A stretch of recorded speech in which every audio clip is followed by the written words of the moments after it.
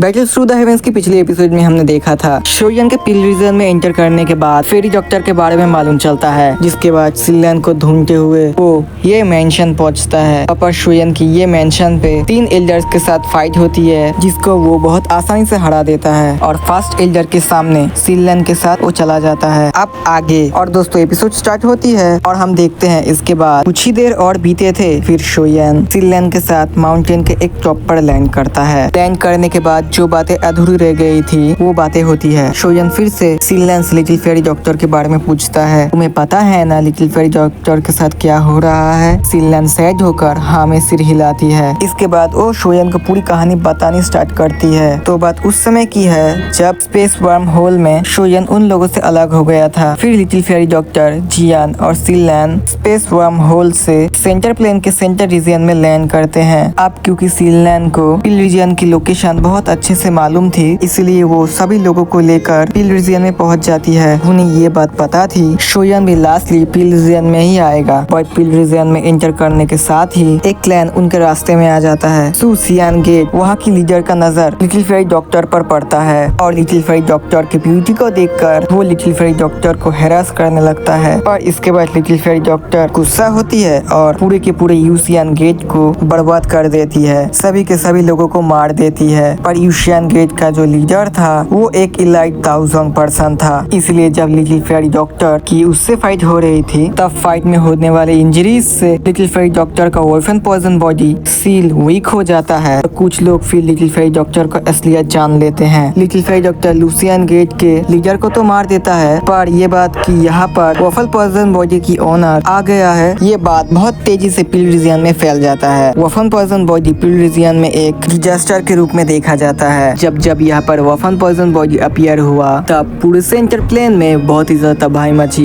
मैं आपको बताता हूँ कि क्या होता है जब वॉफन पॉइजन बॉडी इरप्ट होता है। वॉफन पॉइजन बॉडी इरप्ट होते ही बहुत ही स्ट्रॉन्ग एनर्जी पूरे एरिया में फैल जाता है और ये पॉइजन इतना ज्यादा स्ट्रॉन्ग होता है कि बड़े बड़े 1000 लेवल के पर्सन भी नहीं बच पाता है। पिछली बार भी इस तरह का इंसिडेंट हुई थी और उससे पिछली बार भी वही हुआ था, इसलिए इस बार फिर से वो इंसिडेंट्स होने के पहले पिल रीजन के लोग डिजास्टर को होने के पहले ही रोकना चाहते हैं। और उन सारे फिक्शंस के बीच में आइस रिवर वैली सबसे एक्टिव है। ऐसे आइस रिवर वैली की इंटेंशन बाकी फैक्शन के इंटेंशन से थोड़ा सा अलग है। वो ओफल पॉइजन बॉडी को डिस्ट्रॉय नहीं करना चाहते हैं, पर वो लोग ओफल पॉइजन बॉडी को कब्जे में लेकर उसकी पावर को दूसरी बॉडी में ट्रांसफर करके यूज करना चाहते हैं। और दोस्तों ये प्रोसेस इतनी ज्यादा खतरनाक होगी कि लिटिल फेरी डॉक्टर की जान चली जाएगी। तो यन जब ये सारी बातें सुनता है उसके एक्सप्रेशन बदल जाते हैं, वो बहुत ही ज्यादा गुस्से में आ जाता है। इसके बाद फिर से सिल्लान अपनी बात कंटिन्यू करता है। कुछ टाइम पहले हम लोग लिटिल फेरी डॉक्टर के साथ पिल रीजन में ही एक जगह छुपे हुए थे, तभी आइस रिवर वैली के लोग हम लोगों के ऊपर अटैक करती है। लिटिल फेरी डॉक्टर ने मुझे सेफली उधर से निकाल दिया, पर मुझे ये खबर मिली कि उसे लिटिल फेरी डॉक्टर काफी ज्यादा इंजर्ड हो गई है। ये सब कुछ मेरी गलती है, मुझे उनको छोड़कर यहाँ पर आना ही नहीं चाहिए था। मैं पूरी तरह से यूजलेस हूँ। ब्रेक ब्रदर शोयन प्लीज मुझे माफ कर दीजिए। ये सब सुनकर